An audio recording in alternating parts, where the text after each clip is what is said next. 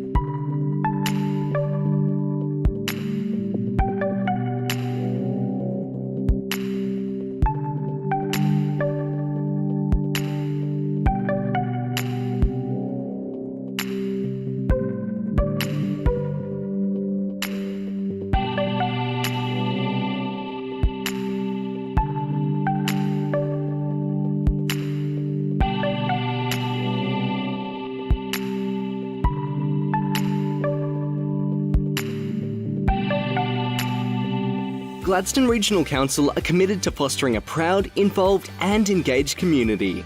The Gladstone Regional Council Community Investment Program provides financial support to local community initiatives, projects and events which promote community connections, regional enhancements, community celebrations and community education. For more information on the Community Investment Program, visit gladstone.qld.gov.au. Gladstone Regional Council. Connect, innovate, diversify.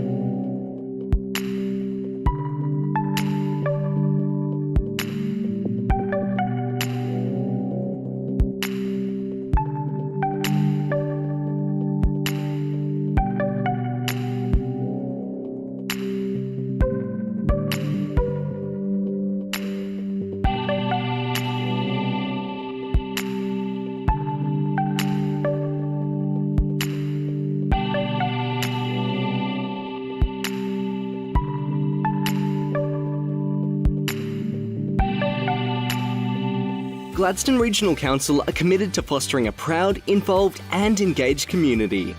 The Gladstone Regional Council Community Investment Program provides financial support to local community initiatives, projects and events which promote community connections, regional enhancements, community celebrations and community education.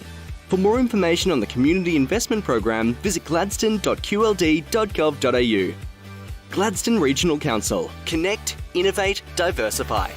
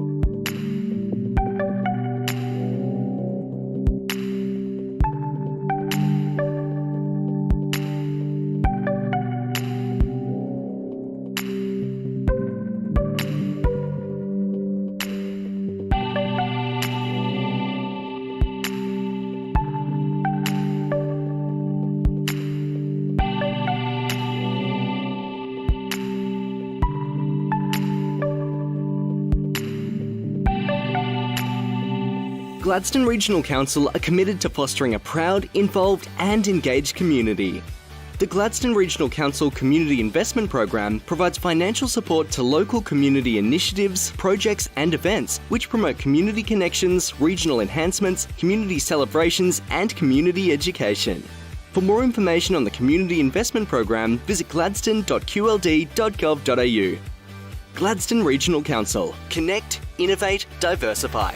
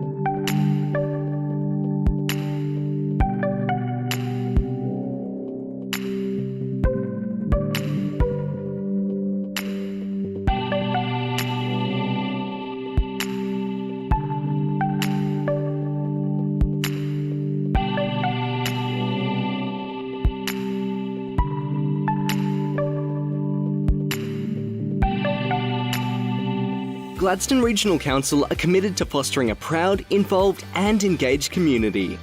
The Gladstone Regional Council Community Investment Program provides financial support to local community initiatives, projects and events which promote community connections, regional enhancements, community celebrations and community education.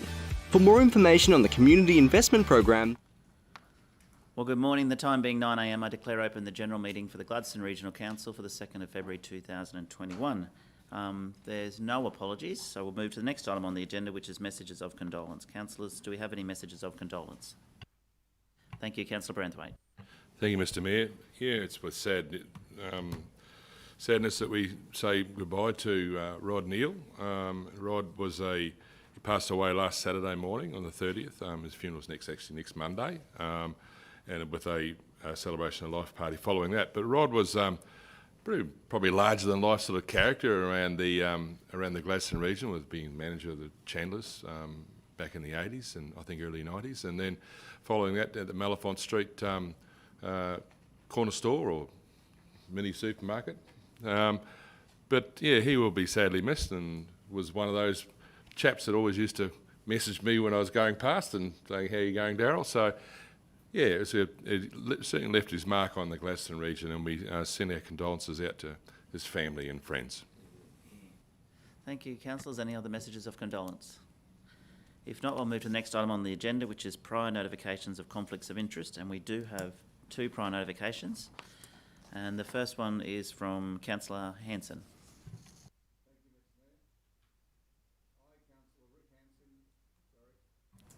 Thank you, Mr Mayor. I, Councillor Rick Hanson, inform the meeting that I have a declarable conflict of interest in agenda item G 4.3, Community Investment Program Regional Enhancement Fund. That's for Jumpstart City Heart. That's as a result of owning 2 businesses in the CBD. As a result of my conflict of interest, I will leave the meeting room while the matter is considered and voted on. Thank you, Councillor Hanson. Councillor Trevor.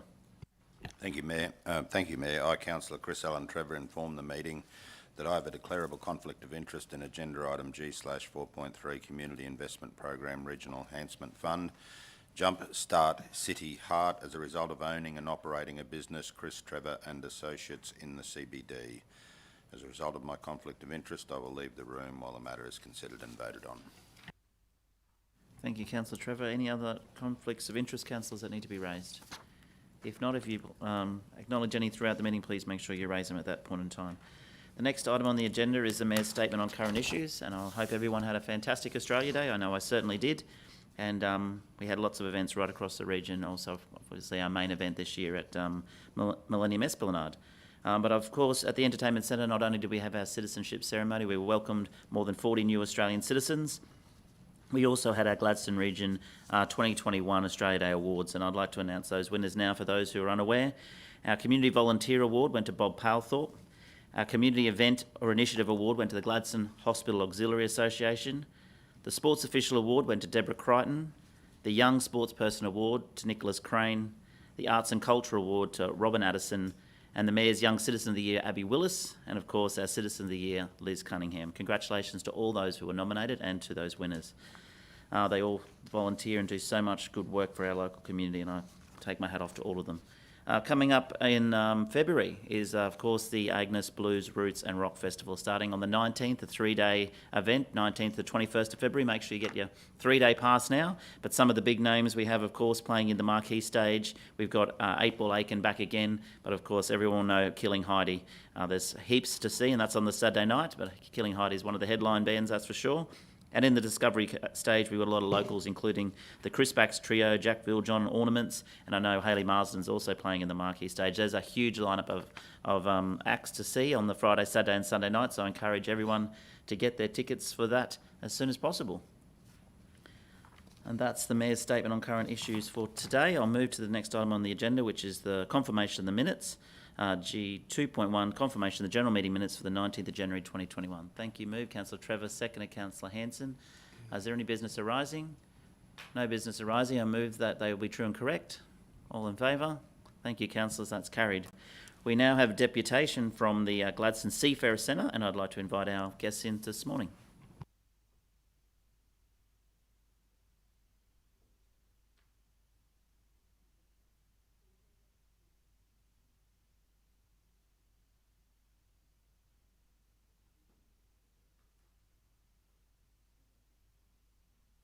Good morning, Jess. John, Glenn. Morning. I think I hand over to you, Jess. Are you leading this?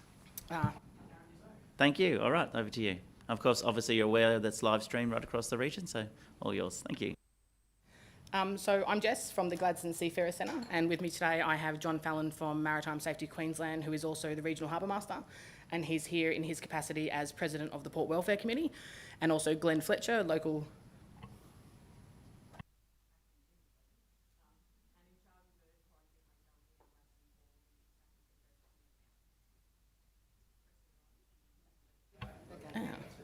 Much better. So I guess we just wanted to come and have a chat to everyone in relation to education around some of the seafarers and the concerns we've been getting from the community in relation to COVID spreading from the boat people, which is generally the feedback that we're getting. So I guess a little bit about who we are down at the Gladstone Seafarers Centre. This year is our 50-year anniversary here in Gladstone, so we've been around for quite some time. Local Gladstone, not-for-profit, charitable organisation, 90% run by volunteers from here in the community, and as I said, we've been here for 50 years now. Do I need to? No, sorry. Yeah. So I guess what we do pre-COVID, we provide physical, emotional and spiritual support to the international seafarers that come to Gladstone. So on average, on a normal shipping year, we're looking at about 60,000 seafarers that attend the region. In a short version, we go out to the vessels, we pick them up and bring them back to our centre. We run a currency exchange in-house. We run a small store in-house for them to buy the essentials that they need. We take them out into the community so they can do their shopping and buy some supplies and have some time on land. We run a recreational facility in the marina where they can have some downtime. Then we change their money back to US dollars and we put them back on their ships. Now with COVID, things look a bit different. It's been backwards and forwards as to whether we can get them off their vessels at the moment, and at the moment the answer is no. So we're providing care packages and deliveries to their vessels at the moment to try and, I guess, stimulate them a bit and keep them a bit more entertained and help them get through this period. I guess the flip side of what we do is what we then flow on to into the Gladstone community. So obviously we have an amazing facility that we're really lucky to have through the support of GPC down in the marina, and so that facility is open to the general public to use. It's also a lot of community groups that engage within the centre that use it for meeting spaces for events and fundraisers. We also have 4 vehicles that we use to transport the seafarers, and now in this downtime we're using it a lot more within the community. So again, a lot of school groups, daycare centres, play groups, things like that that have got disengaged families, we can pick them up and transport them to and from those events that they need to be a part of. And then we do a lot of rehabilitation and training within Gladstone as well. So organisations like Gaggle, Designer Life, places like that need somewhere for their interns to go. But we also worked with the rehabilitation and return to work coordinators of 4 different organisations for guys that have had injuries and then can't return to their work sites because it's not safe if they can't maintain 3 points of contact. And so they can come to us and do some of those hours that they need to do as part of their rehabilitation within our centre. Quick list of some of the beneficiaries. You don't really need to go through them, but there's quite a lot of groups that are engaged either with the centre or with the vehicles. So I guess the seafarers in Gladstone, on average, we're looking at 1,800, 1,900 ships a year. The numbers are down a little bit at the moment, and there's about 45,000 crew in. We get about 16,000 crew into the centre each year, so we physically go and get 16,000 people off those vessels, and we work with all the sites here in Gladstone, including the gas plants. We've also now branched out and we're now supporting Bundaberg and Port Alma as well to try and engage some of the seafarers in those regions also. And about 350 ship visits a year. So with the speed of which the shipping industry is growing and the speed at which the vessel turnaround times are getting less, there's less time and opportunities for those crews to come off their vessels. So where we can, we're sending our ship visitors out onto those vessels to spend some time with them, take a packet of biscuits and have a cup of coffee and a chat and try and engage them and let them know about some of the virtual services that we can offer them as well. So economic-wise, just based on the last 3 years' worth of statistics, and we haven't included 2020's COVID statistics, but in a normal world, it's just over $3 million a year that's coming into the local economy from these seafarers. Now, this doesn't include what the industry does for the region, and it doesn't include what they spend on their providors' actual food for their vessels. This is their personal wages that they're spending in Gladstone, and this is based on the money that we're going through our currency exchange each year. So all of this money is their personal wages that they are spending here within the Gladstone community. So there is quite a significant contribution that's happening to the region for a group that I guess, for lack of a better word, is essentially invisible. So I guess going into COVID, things changed drastically, and I think John and Glenn will be able to talk about, some of those measures a bit more. We started initially with being able to limit the amount of ship visiting to wearing masks and social distancing, and to only allowing the crews within the centre. There was no legislation that said they couldn't go to the shops anymore, but we were finding more and more negative feedback from the community, more and more violence, more and more buses being hit by kids on scooters, and more name calling and things like that in relation to the COVID and the boat people bringing it here. And so for the seafarers' own safety, we decided to keep them within the centre.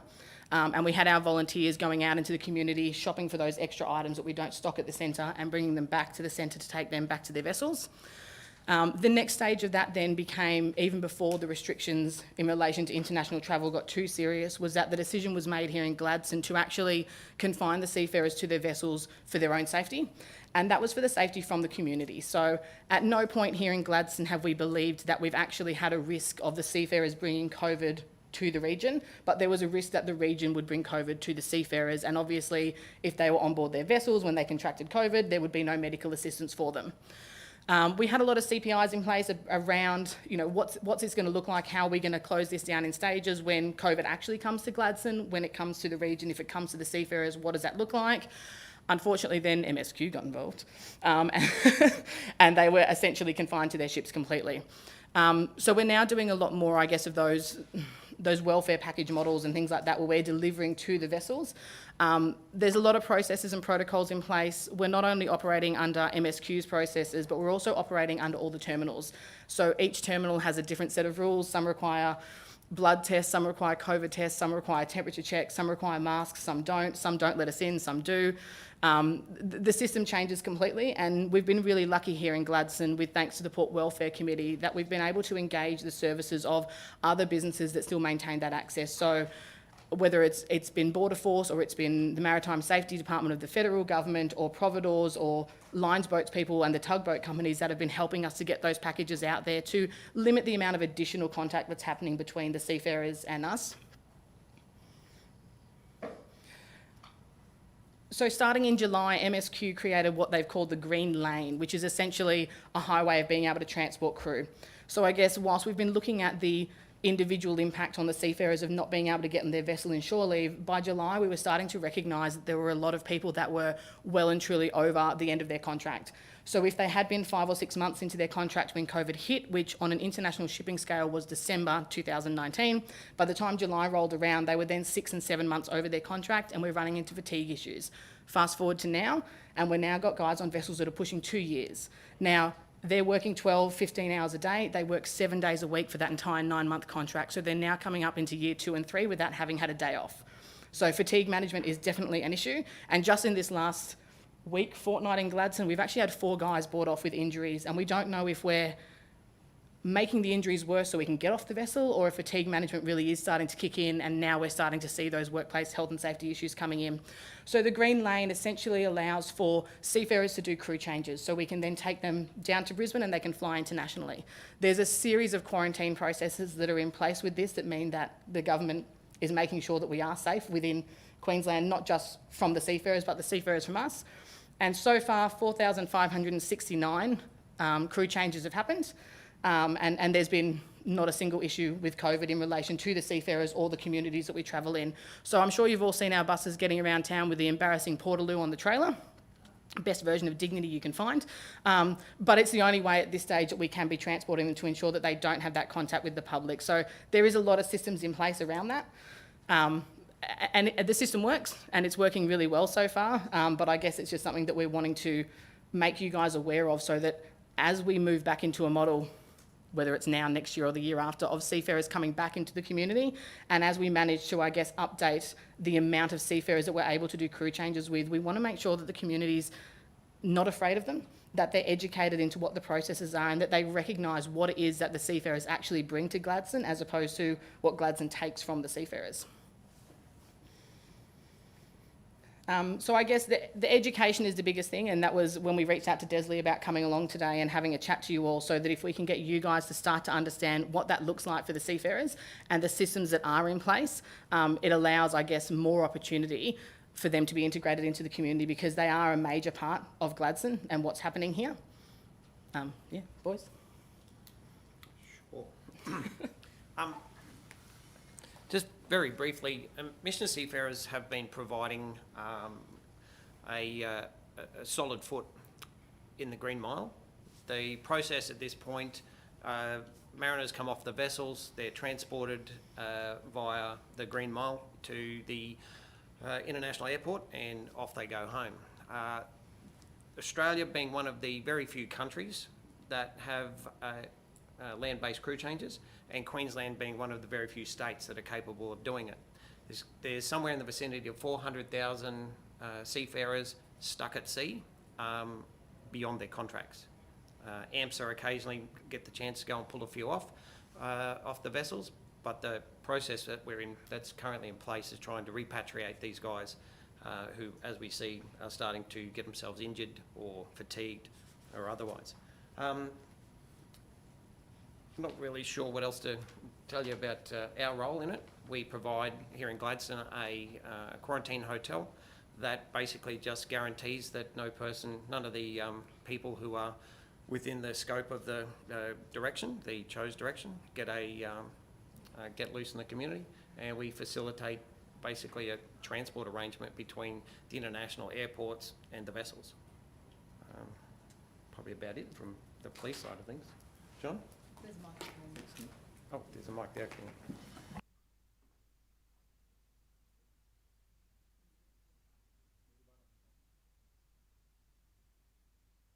Yeah, councillors, good morning. John Fallon from Maritime Safety Queensland, and thank you very much for having us here this morning.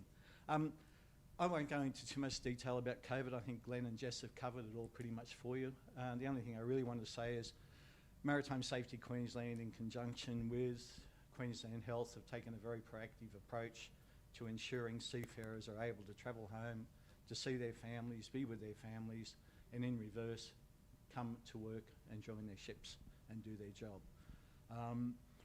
Glenn said we're one of the few places in the world that's allowing that to happen, and we've done so such that there's been no transmission of COVID from seafarers to the Queensland public, or vice versa, from the Queensland public to seafarers. General Manager Maritime Safety had three conditions he imposed for this to occur.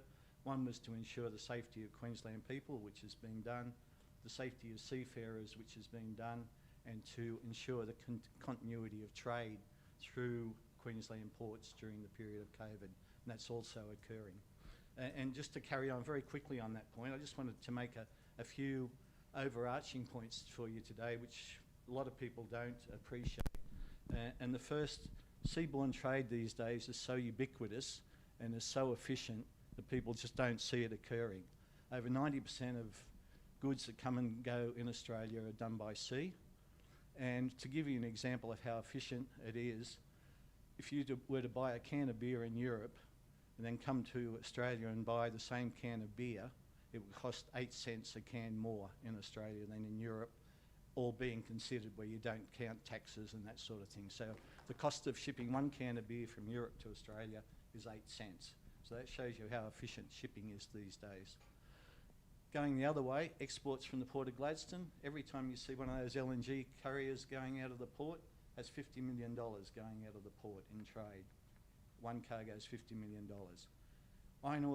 Coal ships and alumina ships and so on don't quite have that value of cargo, but there is more of them. So when you think about it, the Port of Gladstone ships an awful lot of money out of this country overseas to continue the lifestyle that we as Australians enjoy. So I just want to get that point to everyone, and then say to you that it only occurs because of seafarers.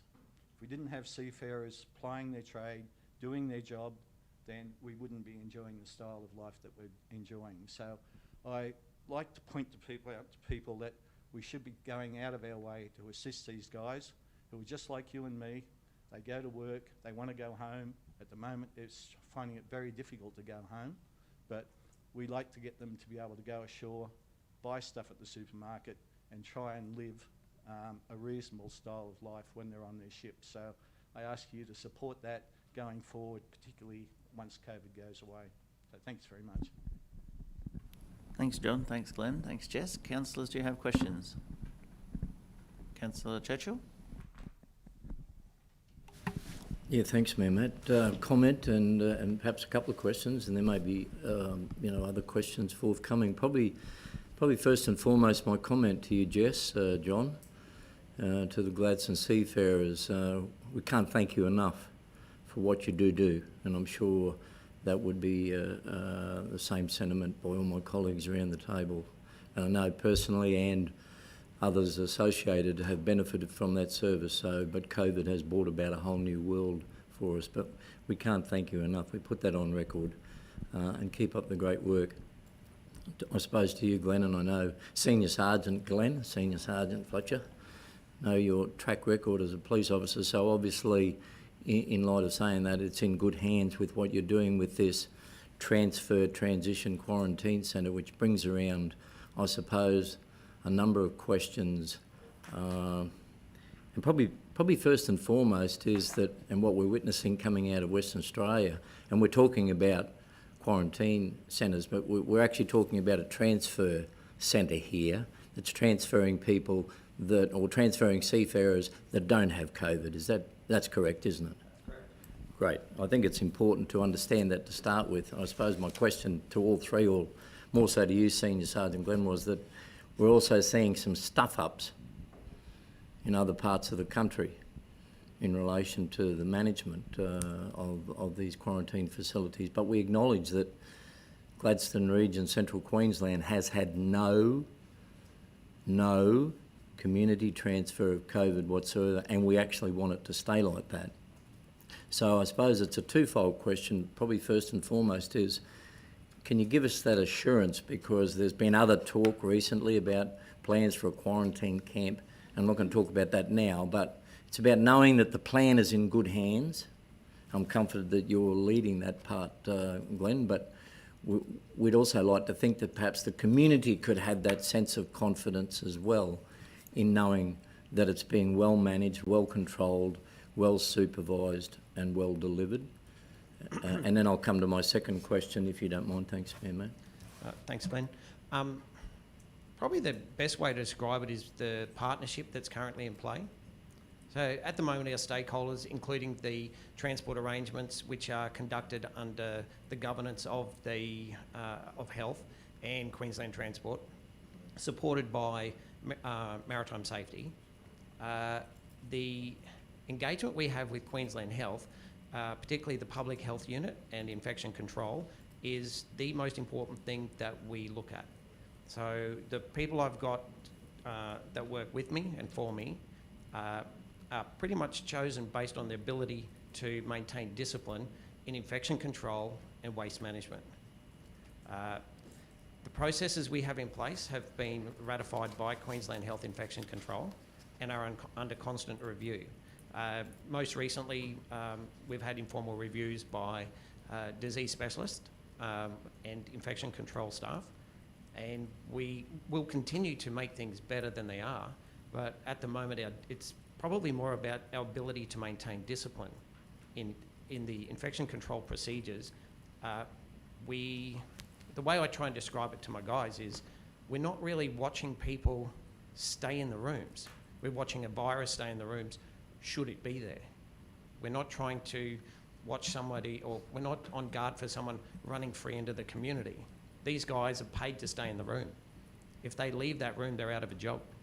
So the discipline from the people in the rooms is spectacular, because their livelihood depends on it. Our ability to maintain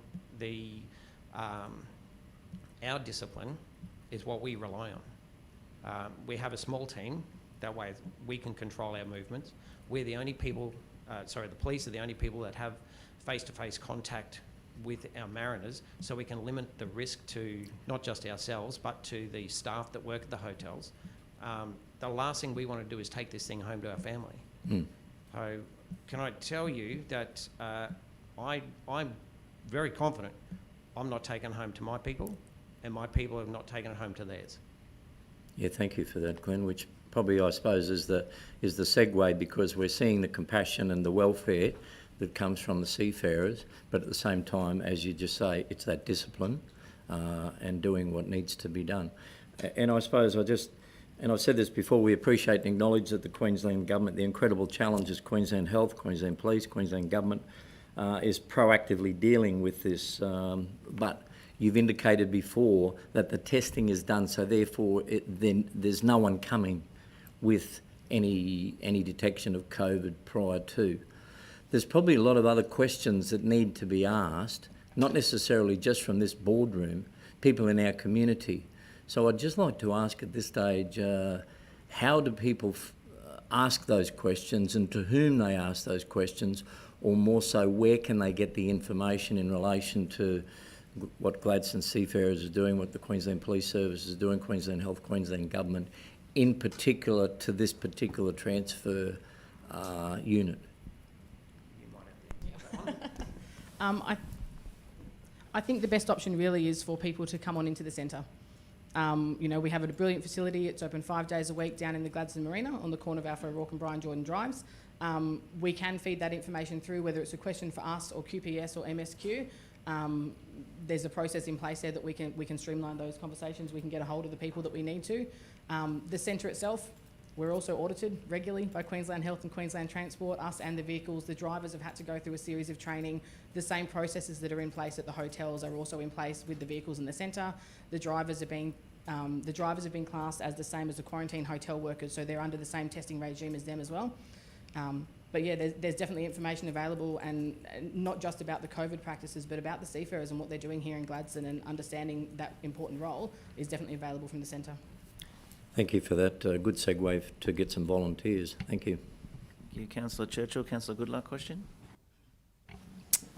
Thanks, Mr Mayor, and thank you kindly for your deputation this morning. I think it was pointed out before that 90% of trade is done via sea, and seafarers are obviously integral to that trade, and it's quite often undertaken by opaque contracts whereby a ship owner will be registered in a particular country, but the ship will be registered in another country, and they'll be undertaking a contract by a company that's registered in a different country, transporting goods from a different country again to another different country. So we've got people that are in the midst of multiple jurisdictions, and in some cases left without anyone knowing who's actually responsible for the welfare of these people.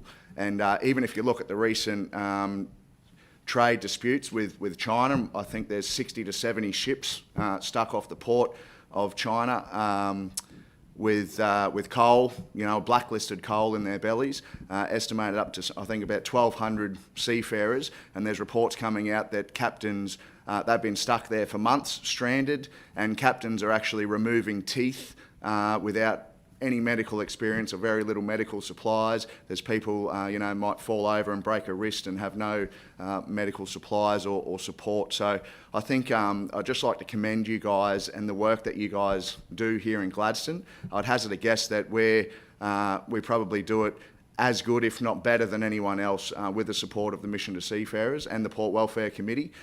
So it's great to see that we can provide that support to these people who are integral to the way that we live our daily lives, as you rightly pointed out.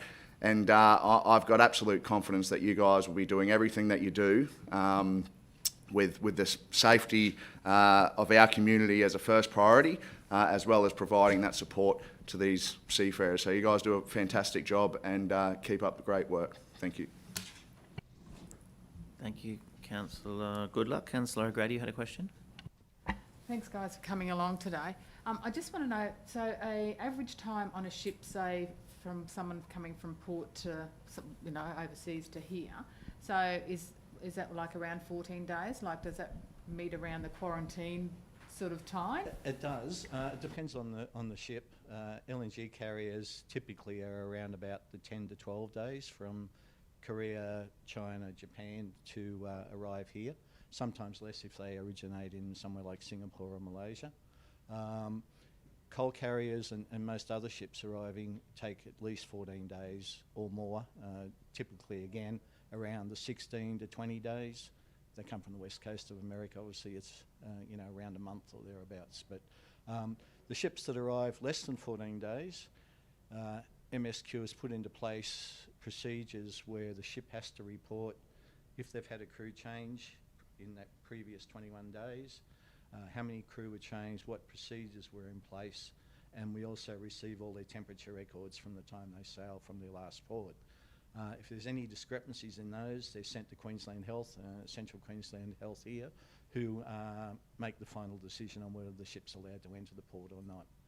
If everything's normal, then we let the ship come into port with our pilots taking all the precautions that they require, as in social distancing, PPE, etc.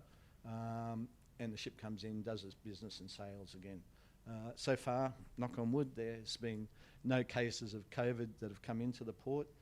No ships have had any positive cases that have been allowed into the port. So the system seems to be working reasonably well. That's fantastic, thank you. Thank you, Councillor Muscat. Any other questions after that? Councillor? Thank you for coming and I guess speaking to us about what you do, and definitely it's obvious that you have a very important part in the life of our city and the port. So I wanted to ask you a question in relation to the people that are actually quarantining or that have been through the quarantine process.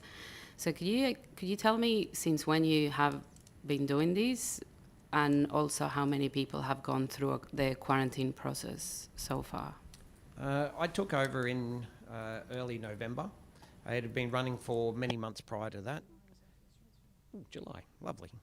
Apparently July.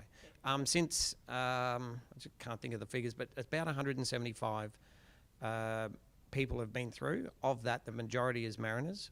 The mariners under the arrangements, they don't necessarily need to quarantine for 14 days. They transit through. So they're in and out of the, come into the country, a couple of days, get a flight and go again. So of that 175, I think it was it's going to be closer to 200 by the end of the week. Yeah.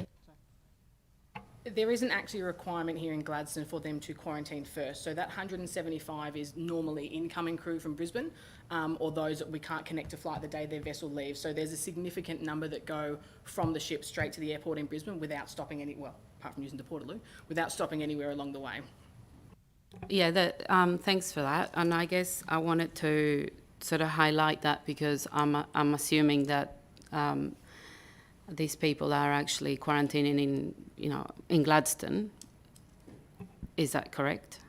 Yeah, so I think your question is the people that come off the vessel, the process is to quarantine at the closest available hotel to the port where you enter. They'll come to the Gladstone hotel and then they'll transition to the airports as flights become available. Most often the international arrivals will do 14 days in Brisbane where they complete quarantine and then transit again using the same green mile where they come up and almost straight to vessel on most occasions. Occasionally there'll be some on-signing mariners that have a night or two in our hotel, but predominantly it's just straight to vessel. Some of the mariners that are off-signing in Gladstone do manage to catch a lucky break and go straight to Brisbane. Yeah, thank you. The reason why I'm asking is just I'm 100%, actually 150% confident that your processes work, and as I am confident that most processes that our health system has work, and similar to the police service, not just in Queensland but in the whole of the country. So I guess I'm coming from the perspective of having people so scared about how things can be, or if I guess the misinformation that's out there, it's getting people to be really scared and also to maybe not think straight, which is understandable, but we are doing this on an everyday basis, and 99.9 of the times everything goes to plan and everyone's safe and we are all happy, and that's actually the reason why we continue to have a very normal life. We still have our 8 cents cheaper can that comes in here because of that, because we put our maybe very justified fears, but we use our logic and trust in the system that we are safe, and that's actually, there isn't any other proof to show by the numbers that we've seen around the country that our governments have kept us safe, and because of the work that you all do. So, Yeah, just further that, Councillor, MSQ's procedures that have been put in place with the help of Queensland Health are regularly audited by external auditors and also Department of Transport and Main Road auditors to ensure that there's no gaps in the system. There's nothing slipping through that shouldn't be slipping through. The last audit was done just prior to Christmas, and there was one area that was picked up and that's been rectified. And this will be an ongoing process for as long as we conduct crew changes in Queensland.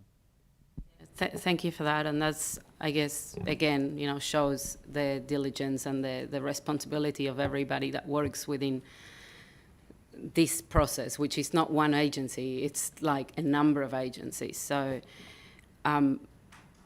we got to remember, you know, this is a normal time in our lives, so it's a global pandemic. So I think we all need to do our bit to try to continue to live, you know, a life as normal as possible with, you know, using all those systems, so we keep ourselves and our families and everybody really safe. So thank you. That was really helpful. Councillor Branthwaite, did you have a question? Oh, thank you, Mr. Mayor. No, it's actually just a pat in the back for all the work that you guys do. I think it's just I think it's a real testament to keeping an eye on other people's welfare. There's a hang of a lot of maritime people come through this port, as you say. But I think just probably reiterating that when a ship leaves its port, its originating port, and comes to here, and there's a crew change. Let's just say it was 12 days to get to here, and there's a crew change. Then that person would only do the last 2 days in the facility. Is that right? No. Not necessarily.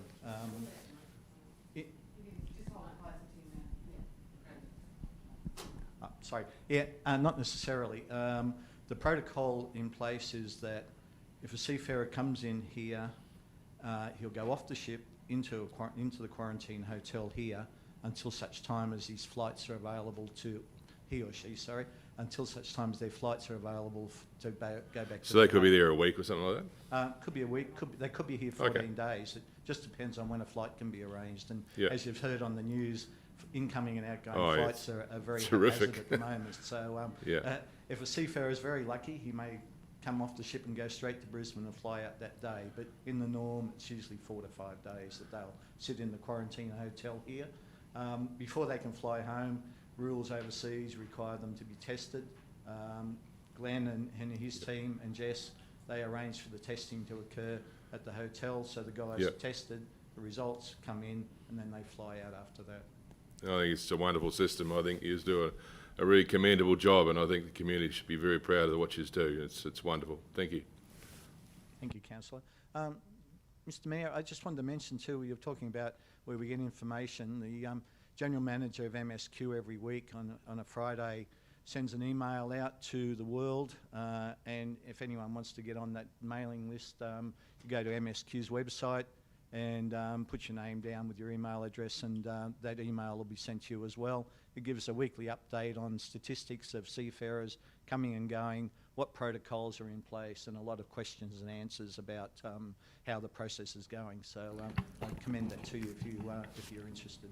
Yeah, thanks for that, John. That was the relevance of my question, because around here we have the fortunate pleasure as a board to be able to ask you the Q&As, but there are many people in our community, and as we would know, sadly, some of them make up the answers before they actually ask the question, and that's the part that creates the problem.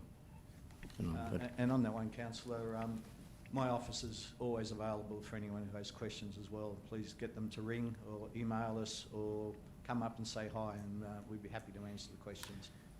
If there's no other questions, I'd be prepared to second the motion if Councillor O'Grady's going to move it. The motion is, Councillor Trevor has a question. Oh, sorry, my apologies. Thank you, Mayor. It's more of a statement than a question, and it's probably best framed this way. The fact that people, i.e. seafarers, are already quarantining in the Gladstone community will come as a surprise today to many. It came as a surprise to me when I first heard about it. But I can tell you that I live 50 metres from the quarantine facility. I go home every night. As I say, am in close proximity to the facility, and I have no fear whatsoever in relation to that facility. I can assure the Gladstone public from my own observations that that facility is incredibly well run. It is incredibly well supervised. And I, as I say, have no fear in relation to the close proximity in which I live to that facility. I have a vulnerable son who lives with me in that unit, as well as my wife during the week, whilst I undertake my council activities. And if I had any concern whatsoever in relation to that facility, I would not be living where I am. So thank you for everything you do for our seafarers. Thank you for looking after them and sending them home COVID-free to their loved ones. We all know that you do an enormous amount of work for the human rights of those human beings. And if there is any message to take out of today, I think it is that we as a community should be standing up more for people's human rights. Thanks, Councillor Trevor. Is there any further questions, councillors? Glenn, did you want to answer? Sorry, can I just, look, thank you very much, Councillor. We really appreciate it. We do appreciate the support.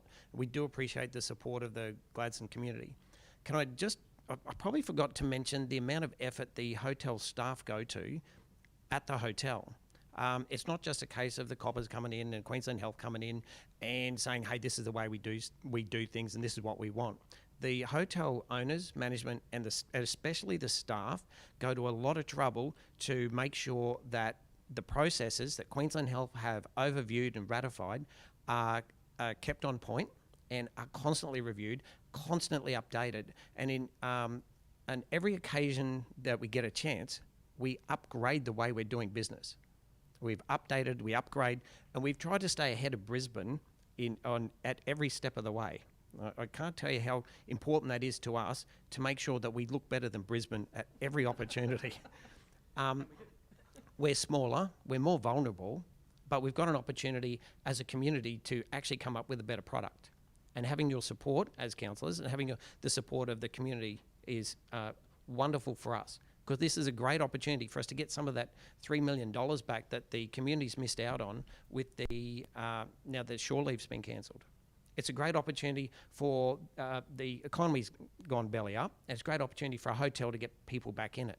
It's a great opportunity for people who work at a hotel to continue having a job. So without the support of the community and the community going, hey, listen, it's actually not a bad thing, and everybody's doing their level best to come up with a good product, we just lose money from our local community. And that means, sorry, Councillor, you wanted to jump up there? Oh, right, it's a thing. Right. No, you're giving us an interesting segue, because whether we're lucky, fortunate, blessed, or as you say, well managed, you're talking about the economy. The fact is that I would hope, and perhaps on public record today, is the Gladstone Seafarers being cared for with the dollars as well, because what you do, it comes at a cost. That's the point that you're raising. We're losing money from the exercise, be it as such. I'd also hope at the same time, when we've seen, job seeker, job keeper, and every other job keeper, that our Gladstone Seafarers Centre is getting a return on your best efforts. Can I say that Commissioner Seafarers pop up to our little forward command post every now and again and drop off welfare products for the mariners. Now, every now and again there's some two-player games and stuff that are really not appropriate. However, there's a lot of positive welfare things that have worked really well with the Seafarers. We manage their welfare as police officers. Well, our interactions with them aren't the drop the food at the door, knock and run. It's actually an engagement strategy. We hand their meals over, we pass products to them. They can shop online, we'll deliver their shopping or their hog's breath or whatever there is they're eating. And we take that opportunity to spend a couple of minutes and give them some type of interaction. Occasionally we get people who have to come and spend 14 days there as part of a normal health direction. We are very conscious of the alienation, the isolation that comes with that. It is hard as police officers to just knock on the door and run. We spend time, we make sure our PPE is right, we maintain our discipline, our social distancing, but we manage welfare. It is of vital importance that people that leave the hotel leave it as a positive experience, irrespective of the fact they had to stay there 14 days by themselves. Okay, Councillor Hanson, do you have a question for a congratulations on the work you're doing, and we want the community to remember when COVID goes away, if it ever goes away, that the Seafarer Centre needs support on and over again by funding bodies around the town and around the state to keep the program going, because we understand the significance of the economic boost that we get from that. So, congratulations. Thank you, Councillor Hanson. Thank you, Jess. Thank you, John. Thank you, Glenn. I have a mover from Councillor O'Grady that the deputation be received. Is that correct? And seconded by Councillor Churchill. I'll put that motion all in favour. The motion's carried. Thank you. And we'll move on to the next item on the agenda. Thank you for joining us this morning.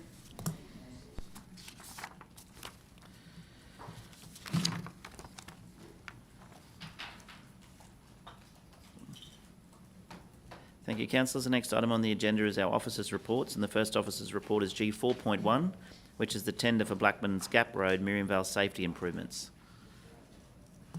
And I'll hand over to the General Manager of Operations, John Tumbers. Thank you, John.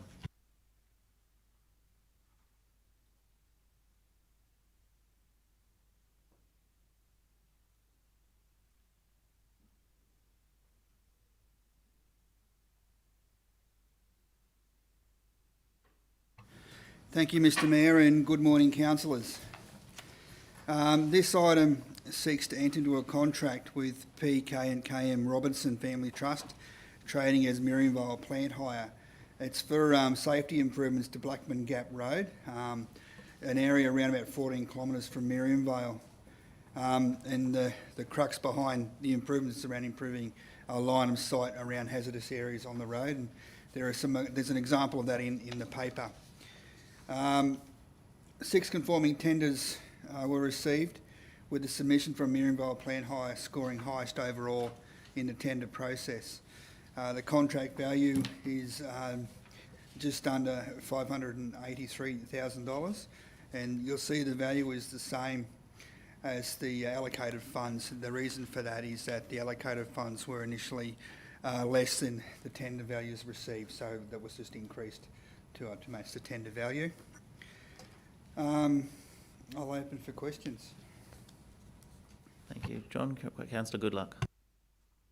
Thanks. Thanks, Mr Mayor. I just wanted to say that it's great to see Miriam Vale Plant Hire come out at the top here. It's a credit to Miriam Vale Plant Hire, and it's also, I think, a credit to our local content policy doing its job. Not only whilst there's other fantastic local businesses, it's just really good to see a Miriam Vale company getting a job in Miriam Vale, and it's working well. Thank you, Councillor Goodluck. Councillor O'Grady.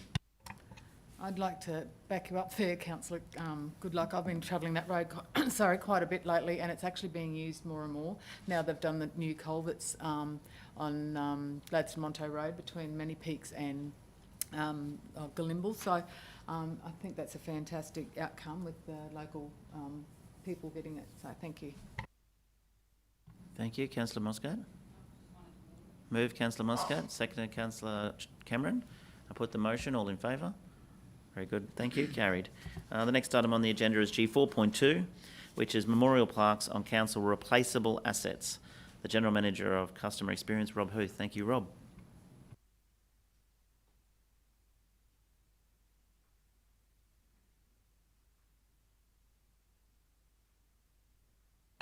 Thank you, Mr Mayor. Good morning, councillors. The purpose of this report is for Council to consider approving the use of names in memoriam on council replaceable assets, including park furniture and shelters. Council have a policy for naming infrastructure assets, however this only applies to large assets such as roads, bridges and parks, etc. Requests have been increasing for more memorial plaque naming on small replaceable assets, including barbecue shelters, park seating and the like.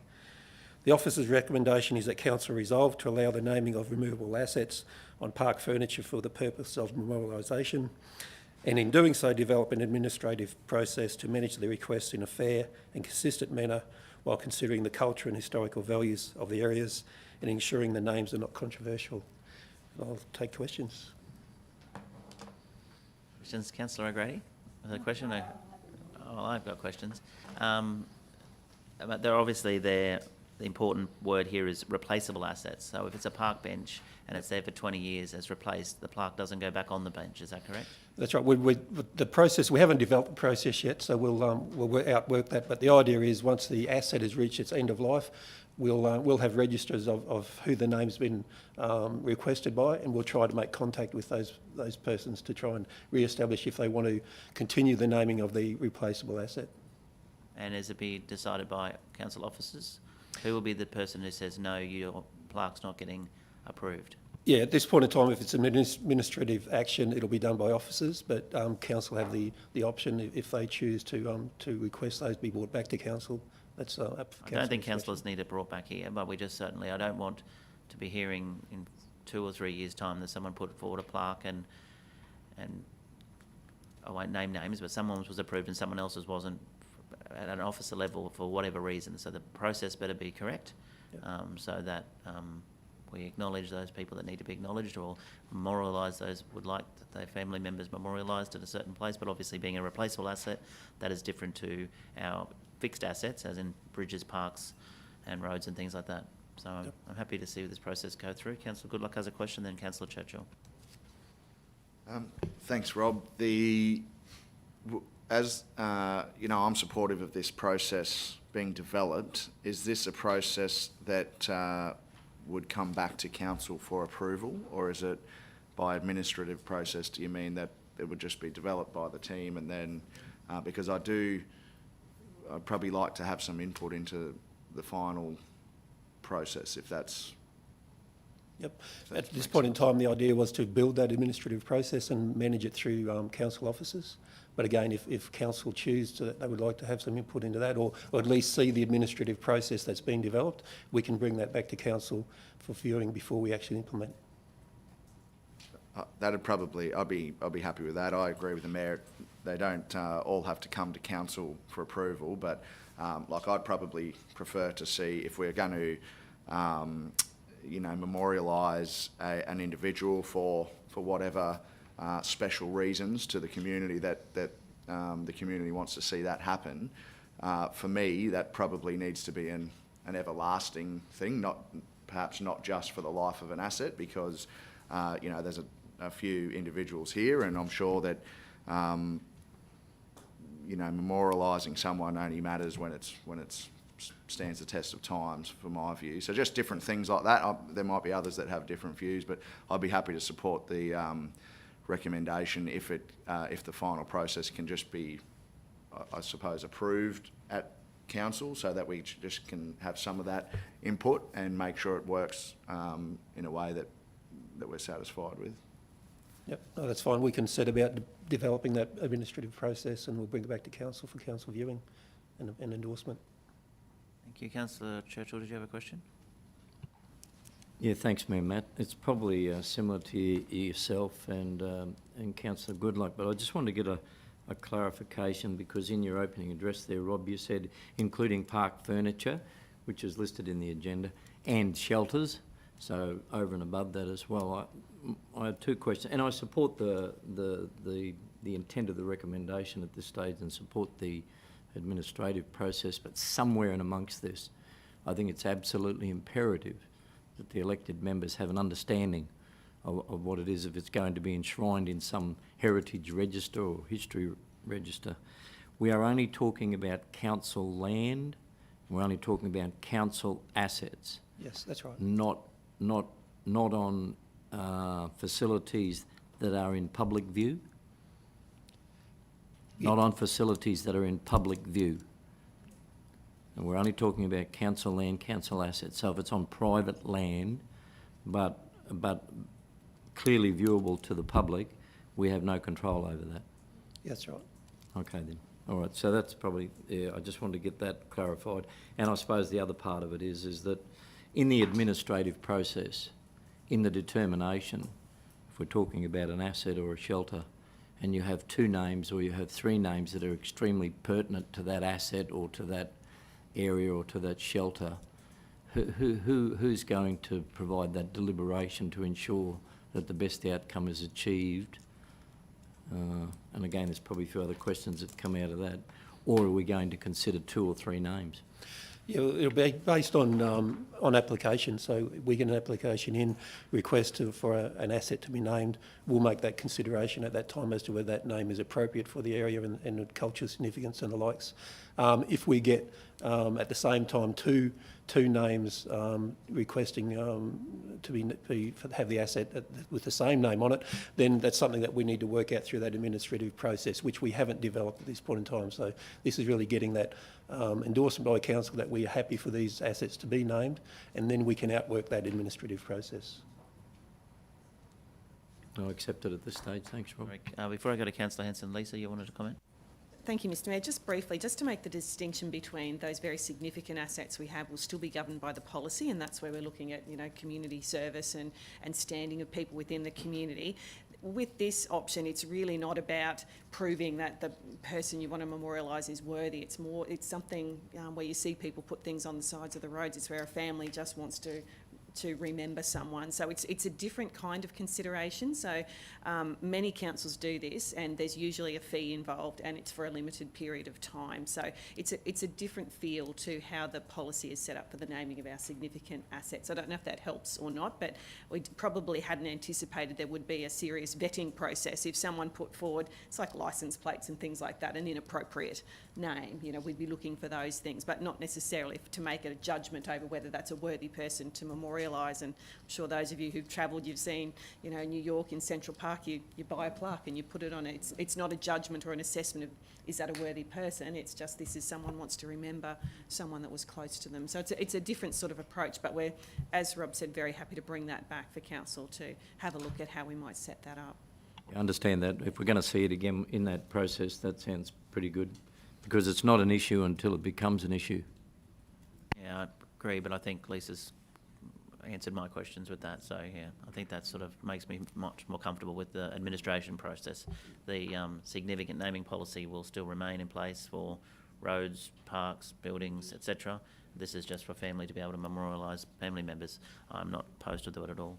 Councillor Cameron, you had a question? Sorry, and then Councillor... Yeah, just a quick one. Rob, who would supply the plaques? They would be supplied by council? By council, yeah. So yeah. We're thinking at this point in time they'll be obviously of aluminium in nature, yep. Probably 100 millimetres by 200 millimetres. Yeah, well, that was the point I was getting to, that if they're supplied by council, they'd be uniform. Yes, yeah, that's the idea, to get a uniform plaques approach. looking like tombstones and things yes, like that. That's right. Yep. Yeah, okay, thank you. Councillor Hanson, did you have a question? I was just going to ask a couple of questions. That administrative process, that's not attached to that can't be attached to the infrastructure policy? No. It's separate it's to that? Separate, that's one question. And the other one, we've got the officer's recommendation, but we've got 4 options down below. What do you want us to move? Do you want us to move the original recommendation or one of those options? Because I think option 2 seems suitable to me. Yeah, well, essentially we're looking to for council to endorse the naming of these types of assets, essentially. And if we take that approach, then we can manage those 3 requests under that administrative action once it comes into play. If council choose to endorse those 3 names there as we speak, then we can do that within this meeting, and then also take on board the administrative action and the development of the process. Yeah, yes. That would be my option 2. Yeah, okay. I think someone's already moving it though, aren't they? Councillor O'Grady had moved it and Councillor Goodluck had seconded, but that was the officer's recommendation. But I'll just pause that for a second. If this is going to be an administrative process, then the officer's recommendation should be as it is. I don't want to approve the first three and then not the rest. So we either approve none or we approve all. You either bring me in or leave us out. So I'm not going to approve the first three here today, which are all very worthy. Certainly some could potentially be on the other register, other naming register. Either they all come to us or none. So I'm not comfortable accepting these three. If there's an administrative process that the officers are going to approve, then the officers can approve these three as well. That's my thought. Councillor Goodluck? Thanks, Mr Mayor. I'm happy to second the motion, but I would still like it to come back. I don't know whether we need to have it in the motion, just so I can see the process. I understand what Lisa has said, and I think that's a good way to look at it. But at the same time, we probably don't necessarily want to enable me to be able to put a memorial plaque on a rotunda down at Millennium Esplanade because my son burnt his foot on the hot playground with no shade over it one day. So, oh dear, thank you for that. It's a memorial moment. Thanks very much, Councillor. But in any case, I would like to see the process. So is that able to come back for sort of final approval and adoption without changing the motion, or is that something that we need to? Yeah, absolutely. We'll make sure that we will certainly bring that administrative process back to council for viewing before we go ahead and proceed. Yeah, I'm happy to second that then. Thank you. And just to remind you, Councillor Goodluck, we have a budget in June, July. Perhaps you might like to put that forward as a budget item for councillors to discuss. I remember. Thank you. Sorry, Lisa, before I put the motion. Could I please just clarify, if council wants to approve the administrative process, I think you'd need to amend the recommendation, and there is the option for council to form this as a policy. If it's an administrative process, then it would be approved administratively. So I think there's just a couple of decisions to make. Does council want to see it informally before it's enacted, or do you want to approve it? Because I think they're two different things, so seeking your clarity. I'd be happy just to see it informally if everyone's happy with that. Recommendation says an appropriate administrative process, so we can see the appropriate administrative process if that's okay. Okay. Any further questions, councillors? I move Councillor O'Grady, seconded Councillor Goodluck. All in favour? The motion is carried. Thank you. The next item is G 4.3, and I have two conflict of interest in Councillor Hanson and Councillor Trevor, who are leaving the room. And that is Community Investment Program, Regional Enhancement Fund, Jumpstart the City Heart. And I'll hand over to the General Manager of Community Development and Events, Kylie Lee. Thank you, Kylie.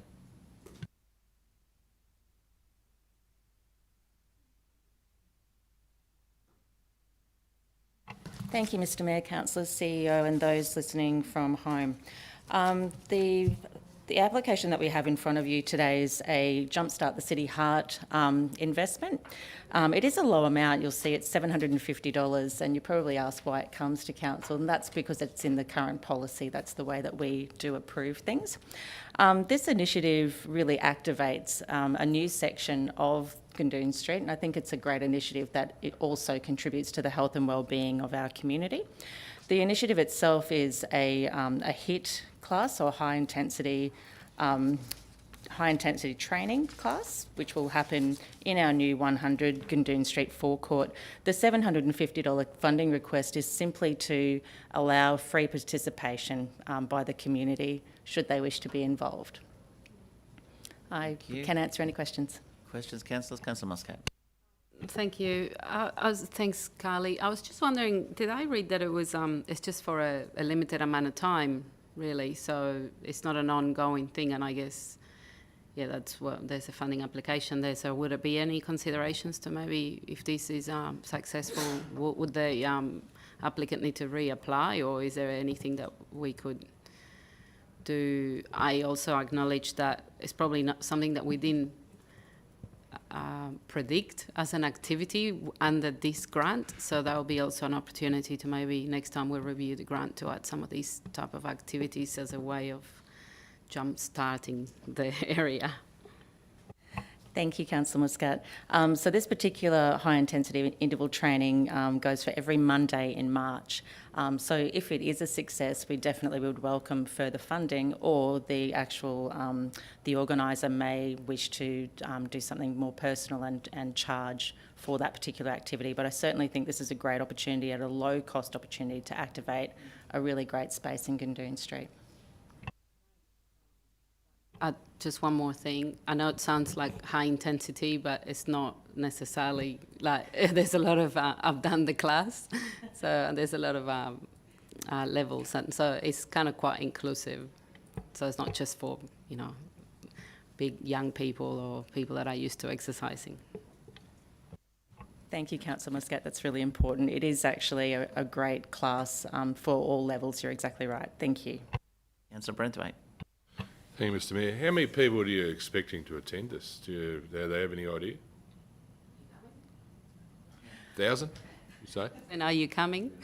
Oh, that's just, yeah, I'm part of an old man's gym club, actually, Councillor Muscat. We can go on together. On a Friday afternoon, on a Monday afternoon, it happens to be. Well, we should go together. No. PCYC, thank you. I know. Oh, we have a With cheeky Cooper. mayor today. Yeah. So no, but I do participate. I'm trying to lose some weight. Councillor Branthwaite, I don't have that information for you at hand, but it would be part of their COVID plan around the numbers, the maximum numbers. It's not a big space, is it?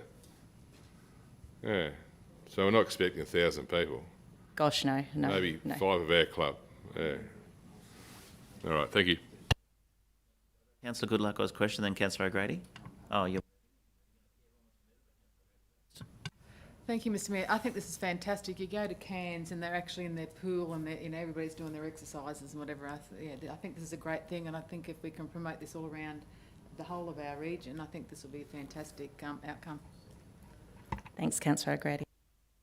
Thank you. I have a mover in Councillor Churchill and a second in Councillor Goodluck for the officer's recommendation. No further questions? I think you have to go. Do we if need you to change move the it, don't policy? you? Well, do we need to change the policy? I mean, that's a very, through you, Mayor Matt. It's under review at the moment. Okay, so we need to change the policy, or we'll review the policy, you know, great project, et cetera, sitting here trying to work out numbers, $750, whatever. Okay. Ready? You had another question before I put that? I was going to say, if you move it, I think you should go to the first class. Well, it was moved by Councillor Churchill and seconded by Councillor Goodluck. There we have it. I put the motion. All in favour? That is carried. Thank you. Thank you, Kylie. If we could ask Councillor Hanson and Trevor to come back into the chamber, please.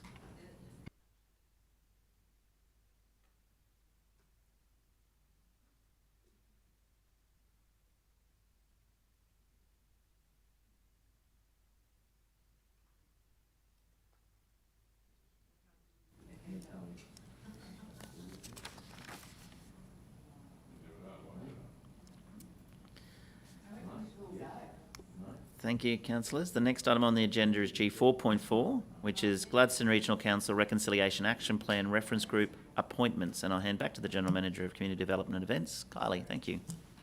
Thank you, Mr Mayor. This report asks for your support of an additional member of the RAP Reconciliation Reference Group, and also the reappointment of 3 of the existing members.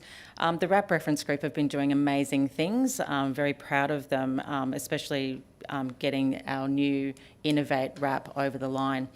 The group has done some great things, and I believe the reappointment of the members of this group would be highly beneficial. The reappointment is for Annette Rutherford, who is currently the co-chair, Patricia Coleman, and Tia Raunch, or Tia Horan, as you may know her. The additional member to the group is Megan Nixon. Megan has a major role in the community in both her professional and private life through education and sport. Megan nominated herself to learn more around Reconciliation Australia and their procedures and protocols, so that's really great. She's currently the Indigenous Community Liaison Officer at Clinton Primary School. And she's currently setting up the Narragana Wali, which is the online platform that provides practical ways to introduce meaningful reconciliation initiatives in classrooms. which is really great. Megan's heritage is Gurrung and also Gungaloo, and I believe she'll be a great asset to that overall committee. So I'm seeking your support of those nominations. Fantastic appointment. Councillors, any questions? Okay, Councillor Happy Hanson to move, moved. Mr Mayor. Councillor Branthwaite second. So Councillor O'Grady or Muscat, want to add anything before I put that motion? Well, there's a detail here, and I'd like to just mention Bindi. She's decided to step away for a bit, so that's why we had to get a replacement. But I wanted to say thanks to her for the time and the effort that she's put in the last couple of years, really. So thanks, Bindi, for that. And then we really looking forward to, after today, so we can actually welcome Megan to the meetings, because we haven't been able to. We knew she was coming, but we had to go through the process.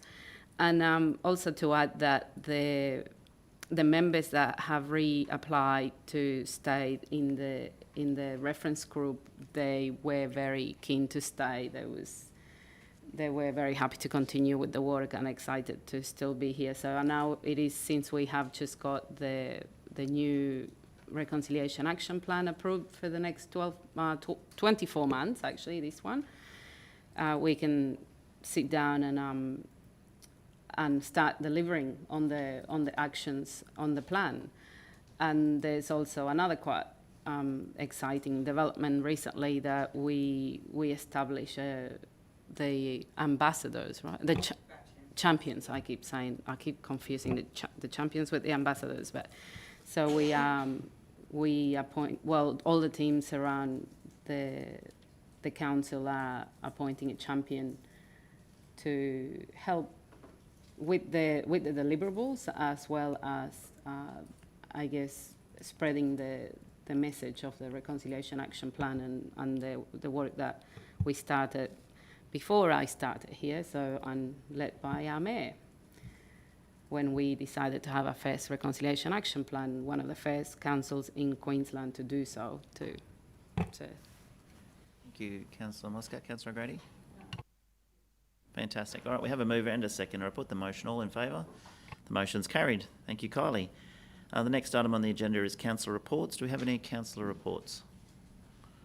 No councillor reports. Any urgent business, councillors?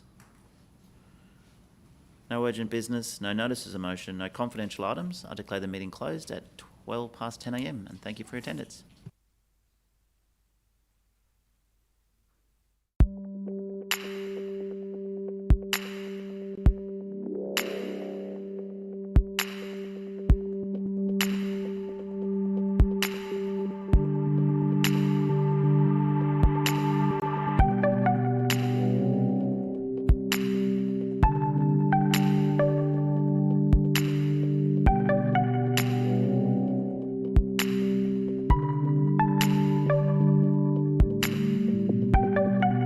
Gladstone Regional Council are committed to fostering a proud, involved and engaged community.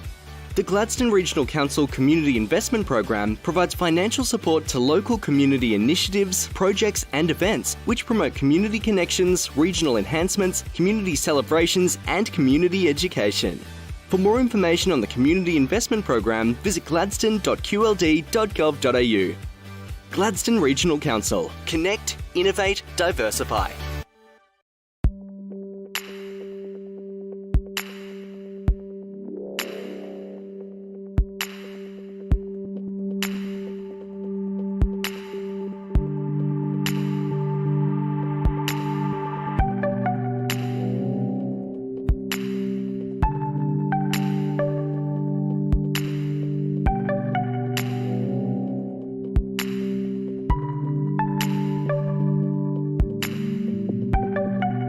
Gladstone Regional Council are committed to fostering a proud, involved and engaged community.